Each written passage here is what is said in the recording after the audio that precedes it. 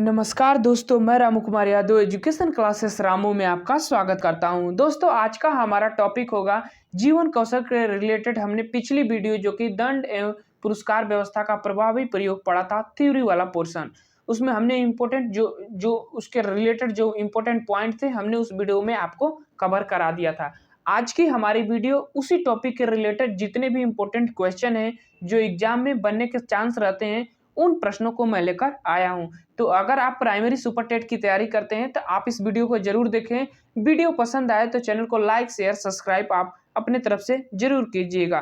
तो चलिए दोस्त, आज का हम जो इम्पोर्टेंट क्वेश्चन की सीरीज लेकर आया हूं, आज के प्रश्न 1 की बात करते हैं।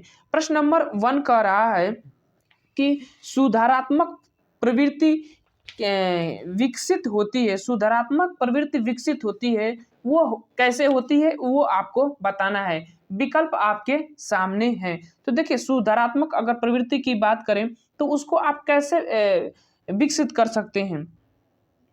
तो अगर हम बात करें तो देखिए, सुधारात्मक प्रवृत्ति की अगर विकसित की बात करें तो पुरस्कार भी हो सकता है, दंड भी हो सकता है, लेकिन सबसे ज़्यादा इम्पोर्टेंट जो है दंड होता है। बी वाला विकल्प जो है सही हो जाएगा अगर सबसे अच्छे की बात किया जाएगा तो। चलिए अब इसकी थ्योरी वाले पोर्शन को देख लेते हैं, क्योंकि काफ़ी इम्पोर्टेंट है। दोनों सस्पिशन वाले विकल्प थे।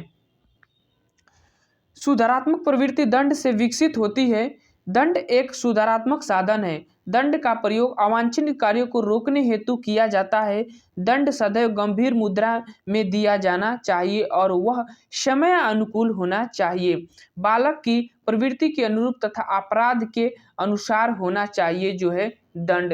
तो दंड की भी कुछ लक्षण होते हैं, उसके अनुसार आप दंड दे सकते हैं और दंड को सुधारात्मक साधन माना जाता है, प्रवृत्ति मानी जाती है। याद रखिएगा, थ्योरी वाले पोर्शन में मैं इस पॉइंट को मैं पूरी एकदम अच्छा से लिखा हुआ था, उसको बताया था। तो फिर थ्योरी वाला पोर्शन जरूर आप देखिएगा। अब चलते हैं प्रश्न नंबर दूसरे पर। प्रश्न नंबर दूसरा कह रहा है कि प्रतियोगिता की भावना के विकास में सहायक तत्व है। तो प्रतियोगिता की भावना के विकास में सहायक तत्व कौन सा है, तो वो आपको बताना है। दंड तो हो ही नहीं सकता, क्योंकि जब दंड मिलेगा तो प्रतियोगिता की भावना कैसे विकसित होगी। तो देखिए, प्रतियोगिता की भावना के विकास के लिए सहायक तत्व की अगर हम बात करें तो वो पुरस्कार हो जाता है। तो ऑप्शन ए वाला विकल्प जो है सही हो जाएगा। अब थ्योरी वाला पोर्शन भी इसका देख लेते हैं।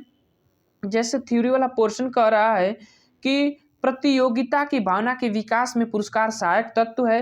पुरस्कार एक प्रकार का प्रेरक है जो छात्रों को प्रोत्साहित करने के लिए विभिन्न रूपों में दिया जाता है। विभिन्न रूपों में दिया जाता है पुरस्कार प्राप्त करके व्यक्ति को सुखद अनुभूतियां होती है और सुखद अनुभूतियों से प्रेरित होकर वह वांछनित कार्य को रुचिपूर्ण कार्य करता है, रुचिपूर्ण तरीके से उस कार्य को करता है, रुचिपूर्वक करता है। तो ये चीजें पुरस्कार के बारे में इंपॉर्टेंट है, ध्यान में रखिएगा।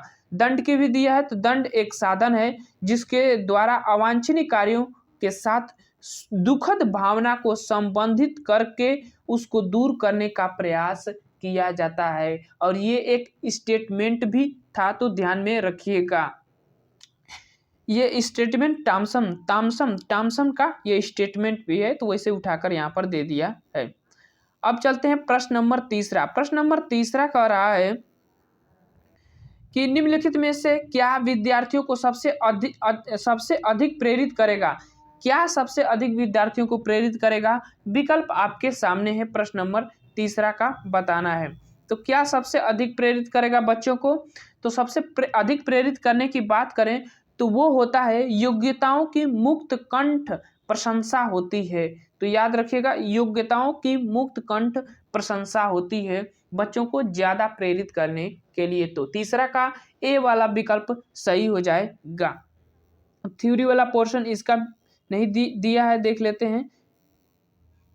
देखिए, इसमें दिया क्या है कि योग्यताओं की मुक्त कंठ से प्रशंसा विद्यार्थियों को अधिक प्रेरित करेगा। विद्यार्थियों द्वारा किए जाने वाले अच्छे उचित कार्यों की शिक्षक द्वारा मुक्त कंठ से प्रशंसा करने पर वे और अधिक प्रेरित होकर कार्य को करने के लिए तत्पर रहेंगे। मतलब मुक्त कंठ व्यवस्था का मतलब कि जब शिक्षक अपने मुख से खुद उनकी प्रशंसा करता है तो वो उनको क्या होता है कि उनकी योग्यताओं में अधिक अभिप्रेरित मिलता है विद्यार्थियों की। तो ध्यान में रखिएगा, इंपॉर्टेंट है। प्रश्न नंबर 4, वास्तव में प्रश्न सबसे अच्छा उत्तेजक है। वास्तव में प्रश्न सबसे अच्छा उत्तेजक है।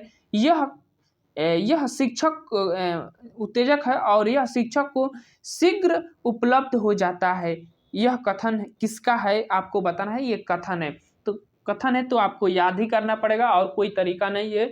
ये कथन किसका है, तो ये कथन की अगर हम बात करें तो काल्विन की ये कथन है और बी वाला विकल्प जो है इसका सही हो जाएगा। तो वास्तव में प्रश्न सबसे अच्छा उत्तेजक है और यह शिक्षक को शीघ्र उपलब्ध हो जाता है। तो ध्यान में रखिएगा, इंपॉर्टेंट है। वही चीज यहाँ पर काल्विन की है। प्रश्न नंबर 5, पुरस्कार के कितने प्रकार होते हैं। आप उत्तर तो आपको दिख ही गया होगा। और पुरस्कार के 2 प्रकार होते हैं, सभी को पता है। तो पुरस्कार के 2, एक सामाजिक पुरस्कार, एक भौतिक पुरस्कार होता है। तो ध्यान में रखिएगा। यहाँ देखिए सामाजिक पुरस्कार। पुरस्कार वांछित व्यवहार प्राप्त करने हेतु एक प्रेरक होता है। पुरस्कार 2 प्रकार के होते हैं, सामाजिक और भौतिक। आदर, सम्मान, प्रशंसा, छात्रवृत्ति आदि सामाजिक पुरस्कार है तथा उपयोगी वस्तुएं, पुस्तकें, लेखक सामग्री, मेडल आदि भौतिक पुरस्कार के अंतर्गत आती हैं। तो ध्यान में रखिएगा, सामाजिक और भौतिक पुरस्कार में क्या क्या डिफरेंट है। तो अब चलते हैं प्रश्न नंबर 6वां। और प्रश्न नंबर 6 करा कि वांछित व्यवहार प्राप्त करने हेतु निम्न में से कौन से प्रभावशाली होगा। तो वांछित व्यवहार प्राप्त करने हेतु निम्न में से कौन सा प्रभावशाली होगा, ये आपको बताना है। तो कौन इसमें से ज्यादा प्रभावशाली होगा, तो वो होगा पुरस्कार एवं दंड दोनों। तो सी वाला विकल्प सही हो जाएगा 6वां का। थ्योरी भी वही बात कहेगा। प्रश्न नंबर 7 पर चलते हैं। प्रश्न नंबर 7 कर रहा है कि पुरस्कार वांछित कार्य के साथ सुखद साहचर्य स्थापित करने का साधन है। यह कथन किसका है। तो ये कथन पूछ रहा है, इसको भी आपको याद ही करना पड़ेगा। और ये कथन मैंने थ्योरी वाले पोर्शन में आपको बताया था कि ये हरलाख का है। तो ए वाला विकल्प इसका सही हो जाएगा। प्रश्न नंबर 8 पर चलते हैं। और प्रश्न नंबर 8 करा कि आदर, सम्मान, प्रशंसा, छात्रवृत्ति, प्रमाण पत्र किस प्रकार के पुरस्कार हैं। तो ध्यान में रखिएगा, ये जो पुरस्कार काफी इंपोर्टेंट प्रश्न है और ये सामाजिक पुरस्कार के अंतर्गत आएंगे। ये सभी आदर, सम्मान, प्रशंसा, तो यहाँ पर पूरा वो लिखा हुआ है वही चीज। प्रश्न नंबर 9 पर चलते हैं। प्रश्न नंबर 9 करा कि उपयोगी वस्तुएं, पुस्तकें, लेखन सामग्री, मेडल, कप, शील्ड, सामूहिक पुरस्कार किस प्रकार के पुरस्कार हैं। तो ये पुरस्कार जो हैं भौतिक पुरस्कार के अंतर्गत आते हैं। थ्योरी वाले पोर्शन में आपको डिटेल में इसको बताया था। तो वही चीज यहाँ पर लिखा गया है। अब चलते हैं प्रश्न नंबर 10। प्रश्न नंबर 10 एक परिभाषा है। पुरस्कार व्यक्ति में अच्छे कार्य करने की प्रेरणा भरते हैं। पुरस्कार को प्रेरक शक्ति मानकर यह कथन किसके द्वारा कहा गया है, ये आपको बताना है। तो ये कथन किसके द्वारा कहा गया है। तो ये कथन कहा गया है किसके द्वारा, रायबर्न के द्वारा। तो ए वाला विकल्प 10वां का सही हो जाएगा। अब चलते हैं प्रश्न नंबर 11। और उसमें रायबर्न थे। और ये जो एक परिभाषा है, पुरस्कार वांछित कार्य के साथ सुगध साहचर्य बनाने का साधन है, ये हरलाख महोदय ने कहा था। तो ध्यान में रखिएगा स्टेटमेंट को, इनके द्वारा जो भी स्टेटमेंट है उनको याद करना पड़ेगा आपको लिए। प्रश्न नंबर 11 पर चलते हैं। बालकों में लालच, द्वेष, ईर्ष्या आदि नकारात्मक भावों का संचार करना किसका दोष है। तो ये किसका दोष है, ये चीज आपको बतानी है। विकल्प आपके सामने है और ये किसका दोष है। तो ये सभी जो ईर्ष्या, द्वेष, लालच की जो भावना होती है ना, पुरस्कार में प्राप्त उत्पन्न होती है।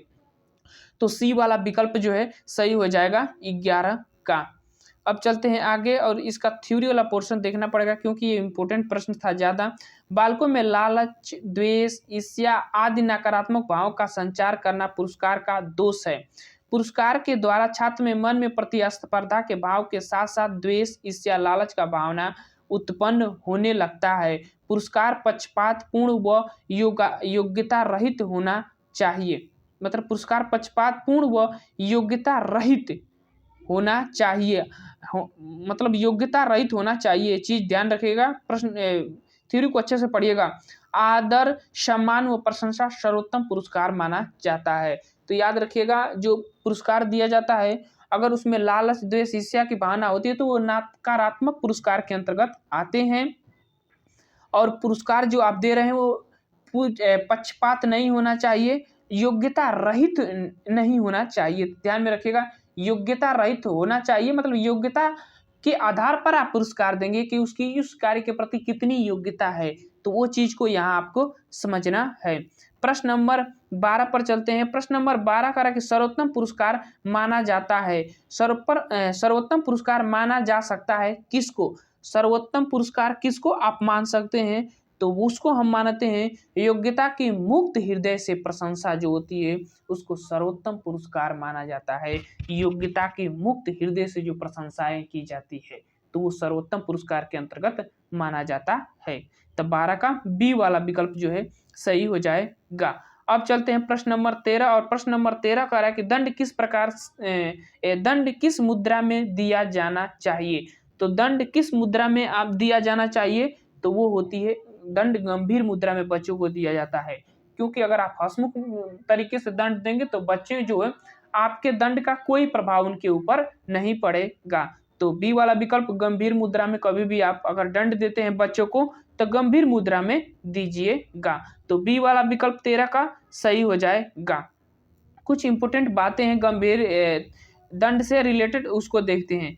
जैसे दिया है कि दंड गंभीर मुद्रा में दिया जाना चाहिए, दंड देते समय कुछ महत्वपूर्ण बिंदुओं को ध्यान में रखना चाहिए। जैसे दंड छात्र की प्रकृति के अनुसार होना चाहिए, दंड समय के अनुकूल होना चाहिए, दंड अपराध के अनुसार होना चाहिए और दंड पक्षपातपूर्ण नहीं होना चाहिए। ध्यान में रखिएगा, ये नहीं कि एक ही पक्ष को आप दंड देना है, ये चीज को ध्यान में रखिएगा। अगर आप लड़कों को खाली दंड दे रहे हैं तो सिर्फ लड़कों को ही दंड नहीं देना है, उसके साथ जो भी गलतियां करेंगे उन लड़कियों को भी दंड दिया जाना चाहिए। तो ये चीज है दंड से रिलेटेड कुछ इंपॉर्टेंट बातें।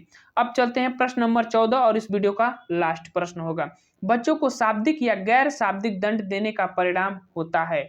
तो शाब्दिक या गैर शाब्दिक दंड देने का परिणाम क्या होता है वो चीज आपको बतानी है। विकल्प आपके सामने है।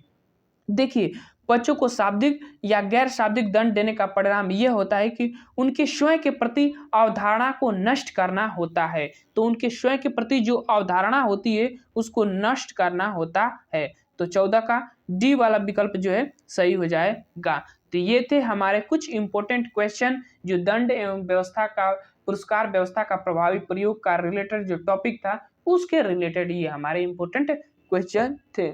तो अगर वीडियो पसंद आ रहा होगा तो चैनल को लाइक कीजिएगा, शेयर कीजिएगा, सब्सक्राइब कीजिएगा अपने दोस्तों के पास। तो चलिए दोस्त, वीडियो को समाप्त करते हैं। वीडियो पसंद आए तो चैनल को लाइक शेयर जरूर करें। Thank you for watching this video.